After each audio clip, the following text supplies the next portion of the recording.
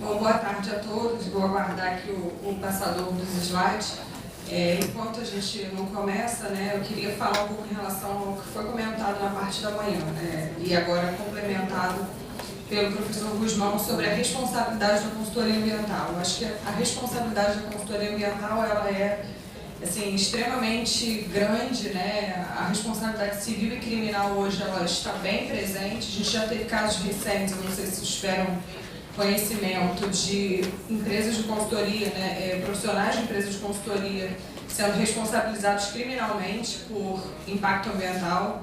A gente teve agora bem recentemente o desastre Mariana, em que os responsáveis de monitoramento geotécnico, que são, né, de uma consultoria ambiental, estão respondendo também. Então, realmente é bem importante a gente pensar, né, na forma de atuação. Então, me apresentando, né, pedindo desculpas que eu esqueci de me apresentar, meu nome é Tatiana, eu sou da empresa Masterplan, que é uma empresa que está há 7 anos no mercado, atuando em diversas áreas dentro da área ambiental, né, mas mais especificamente na área de licenciamento e gestão ambiental.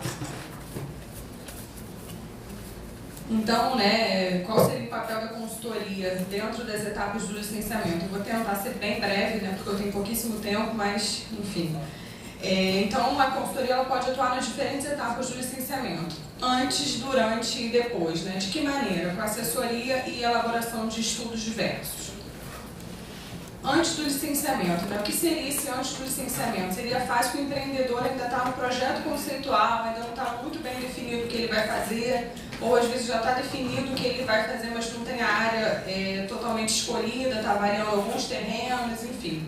E aí a consultoria pode atuar elaborando alguns estudos que ajudam, né, o empreendedor nessa tomada de decisões nessa fase inicial. Um deles é o estudo de restrições ambientais. O que seria isso? Né? O estudo de restrições ambientais é um estudo bem objetivo, um estudo curto, um relatório curto, com um mapa. Né? Então é feito um levantamento de campo, é feito um levantamento na bibliografia e na legislação, né, para ver todas as restrições ambientais existentes. Ou seja, áreas de preservação permanente, unidade de conservação, o zoneamento municipal, né? Então, se naquele local ali é permitido aquele tipo de atividade. E no final a gente produz um relatório contendo um mapa onde é apontado tudo que tem de restrição ambiental e que possa atrapalhar ali o projeto. Então a gente já teve situações de clientes que contrataram esse produto, né? Isso infelizmente não é uma coisa muito comum dos empreendedores contratarem, mas é uma boa ferramenta. A gente já teve situações de clientes contratando nessa fase mesmo do início, né, da elaboração de projeto conceitual, em que a gente identificou que boa parte do terreno estava dentro de uma área de APA, que era uma ZCVS, uma zona de conservação da vida silvestre, ou seja, não se podia fazer nada naquele pedaço, e ele conseguiu adaptar o projeto ainda na fase inicial conceitual para que conseguisse dar seguimento no licenciamento, já sabendo que aquela área ele não poderia ocupar. E a gente já teve situações também de cliente que não fez isso, que a maioria não faz, um estudo como esse, segue direto para a etapa de EIA-RIMA, enfim, que é muito mais cara, muito mais demorada, né, enfim. E aí, quando chega na etapa do EIA-RIMA, descobre, caramba, eu tenho uma área de preservação enorme dentro do meu terreno, o que eu faço? Aí já quer colocar a culpa até na consultoria muitas vezes, né, mas, enfim, o nosso papel é identificar e a gente responde criminalmente mesmo, então a gente não mascara nada. E até coisas simples, a gente já chegou, teve 2 situações, um de um distrito industrial e um de um aterro sanitário, em que o licenciamento parou porque o zoneamento do município não era compatível com a atividade que eles pretendiam naquele local. Né? Se tivessem feito um estudo como esse, teriam adaptado, mudado o terreno, enfim, para que não chegasse nessa etapa do EIA-RIMA e descobrir uma coisa dessas. Uma outra ferramenta que a gente utiliza e oferece para os nossos clientes é um estudo de avaliação ambiental, que é um estudo um pouquinho mais detalhado que o estudo de restrições, seria uma avaliação ambiental estratégica, né? Onde a gente faz um mini diagnóstico, mas a gente leva em conta também toda a legislação em relação às restrições ambientais, produz também um mapa, mas a gente faz uma análise adaptada de SWOT, né? Que é uma análise que a gente vê os pontos fortes e fracos, as oportunidades e ameaças para aquele licenciamento. e a partir disso a gente tem uma escala, né, enfim, em função dessas variáveis, que tem pesos diferentes para cada tipo de coisa, e se chega numa escala se o licenciamento ele é viável, se ele é viável com restrições ou se ele é inviável, né, potencialmente inviável. E a partir daí o empreendedor ele toma a decisão se ele vai avançar ou não com aquele licenciamento. E durante o licenciamento, né, então assim, só para fazer uma retomada em relação aos instrumentos, né, já foi falado anteriormente. Hoje a gente tem, considerando o estado do Rio de Janeiro, a gente tem no INEA diferentes instrumentos de licença, de documentos relacionados à licença, além da licença ambiental propriamente dita, que hoje são 8 tipos, né, não tem mais aquelas 3 do SLAP, como o Gusmão falou. Então hoje a gente tem uma gama maior de licenças e tem, entre outras, aí também autorização ambiental, certidão ambiental, outorga, certificado, documento de averbação, enfim, de que maneira a consultoria pode ajudar nesse universo enorme de tantos instrumentos, né? A consultoria ela pode atuar de diversas maneiras, né? E aí eu separei em 3 momentos: abertura e acompanhamento do processo, elaboração dos diferentes e diversos estudos ambientais solicitados pelos órgãos ambientais e relacionamento com os intervenientes do licenciamento. O que poderia ser feito na assessoria ambiental, né? Qual o papel da consultoria nessa parte de assessoria? Então, primeiro, quando a gente vai abrir um processo, a gente faz uma simulação no site do INEA para confirmar se aquele licenciamento ele vai ser de fato feito pelo INEA, se é IBAMA, se é município, né? E aí gera lá aquela lista de documentos, o boleto para pagamento. Esse é o passo inicial. Faz toda aquela juntada de documentos, abre o processo, acompanha esse processo com todo o contato com os técnicos do órgão ambiental para saber as exigências, né? E aí foi dito aqui na parte da manhã, a consultoria até ficou numa posição ruim, né? A colega que defendeu bem, mas enfim, eu vou reforçar.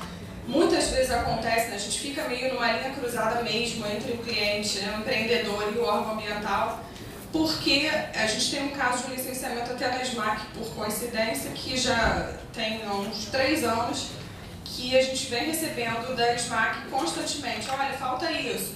E esse falta isso é só de documentos que a gente não tem como produzir, são documentos que o empreendedor tem que produzir, e a gente repassa. Olha, a SMAC está sinalizando, você tem tanto tempo de prazo. E, não, pede prorrogação que eu não tenho isso. Então a gente fica ali naquele, né, fazendo o jogo, mas é difícil. E o empreendedor aí leva, como, né, o Vinícius falou, eu não sei se foi exatamente o Vinícius, mas alguém falou na parte da manhã. Aí o cara leva 2 anos para atender, mas no dia seguinte ele quer a licença na mão e fica, aí acha que a consultoria que, né, tá demorando para, enfim, fazer o trâmite ali é um papel difícil. Mas enfim, então a gente faz, né, toda essa parte técnica e burocrática nessa fase de assessoria até que se obtenha a licença. Além dessa assessoria, né, existem os diversos estudos que são solicitados pelos órgãos ambientais ao longo desses processos de licenciamento. O estudo de impacto ambiental, que é o principal deles, acho que todo mundo aqui conhece bem, que envolve, né, além do estudo propriamente dito, que é um estudo feito por uma equipe multidisciplinar, enfim, que tem uma responsabilidade muito grande. Hoje as consultorias têm um grande desafio, acredito que isso não seja só na Masterplan, que é o prazo versus a qualidade, né? Então, quando o empreendedor ele cai na exigência do EIA-RIMA no licenciamento, ele acha que o EIA-RIMA tem que ser produzido para ontem à tarde, né? E a gente briga que não dá para produzir tão rápido, porque são diversos estudos necessários, a gente precisa de tempo para fazer um produto com qualidade. E, enfim, a gente até briga lá, né, às vezes com o nosso chefe que promete para o cliente que vai fazer num tempo X e a gente fala, não dá porque precisa de tempo para fazer com qualidade, é o nosso nome que está indo ali, né, na equipe técnica, enfim. Então, além da elaboração do estudo, a gente tem uma etapa que segue um rito legal, né, resolução com a NEMA 35, que é todo o trâmite da audiência pública. Então, hoje em dia, como funciona? Né? Tem uma reunião com o grupo de trabalho dos técnicos do INEA, que são aqueles que vão avaliar o estudo. Depois tem uma reunião com a SECA, né, a Comissão Estadual de Controle Ambiental, para que se chegue na etapa de audiência pública. Né? E aí o papel da consultoria é muito importante nessa etapa de audiência pública, porque é onde começam normalmente os enormes questionamentos. que vem do Ministério Público, né, que vem dos técnicos do INEA, que vem, às vezes, de técnicos de secretarias, dependendo de onde for esse licenciamento, de pessoas de universidades, né, que costumam participar das audiências públicas também, e da própria comunidade. Aí, só para, né, até ilustrar um exemplo, está ali uma foto, não sei se vocês já ouviram falar do licenciamento ambiental das áreas de recuperação das lagoas de Jacarepaguá.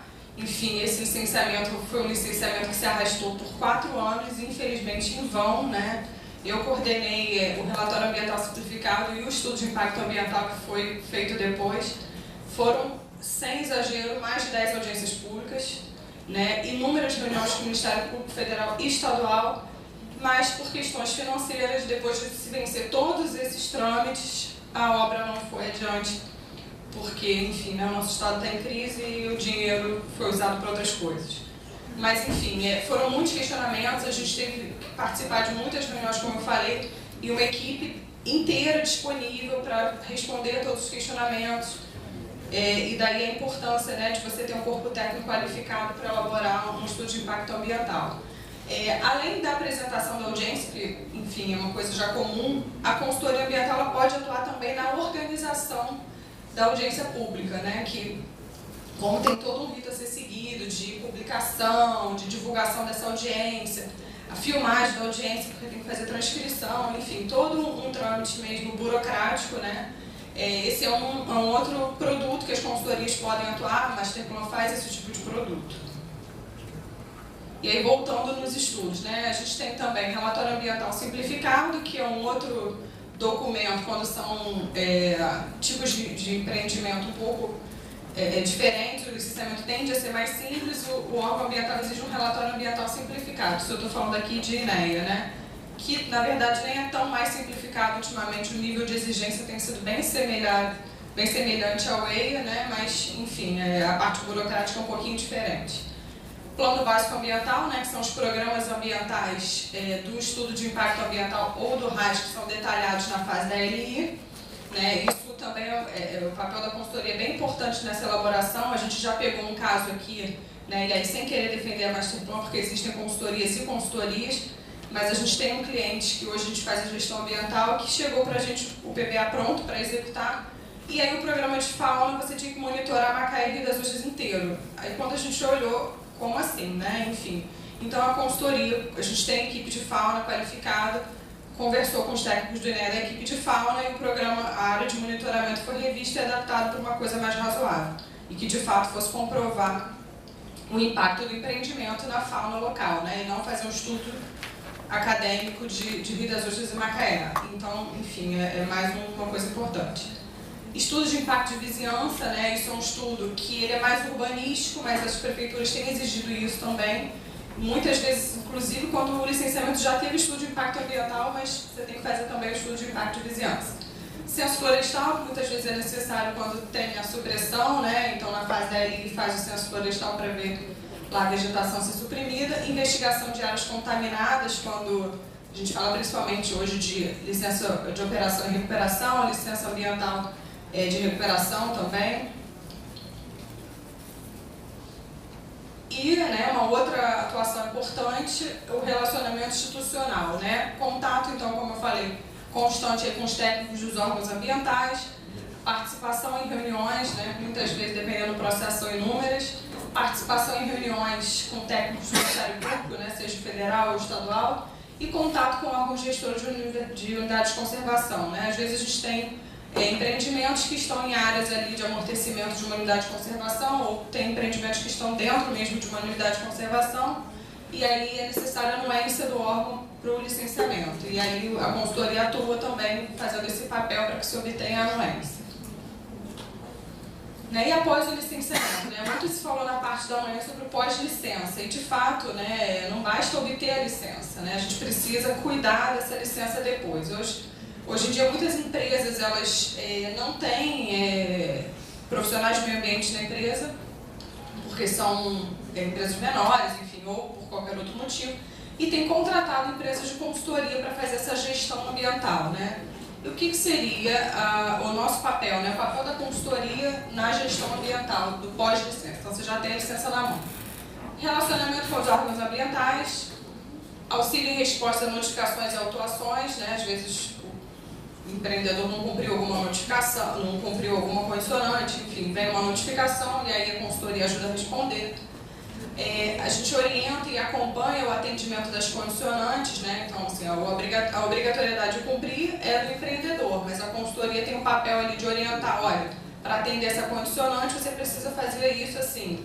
Então, a gente está ali orientando e acompanhando esse atendimento. Fazendo o mesmo também, orientando e acompanhando para o atendimento dos requisitos legais de meio ambiente, né, aplicáveis para aquela atividade. Então, realização de inspeções ambientais.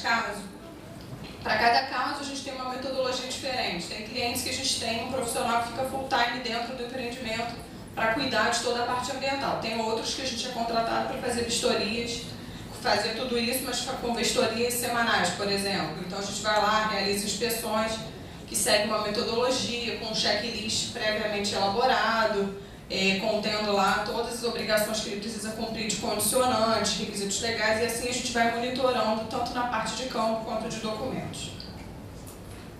Além disso, né, a consultoria pode atuar também na implantação de um sistema de gestão ambiental, que pode ser um sistema simples ou um sistema mais robusto para obtenção posterior de uma certificação como a ISO 14001 ou até mesmo uma certificação LEED.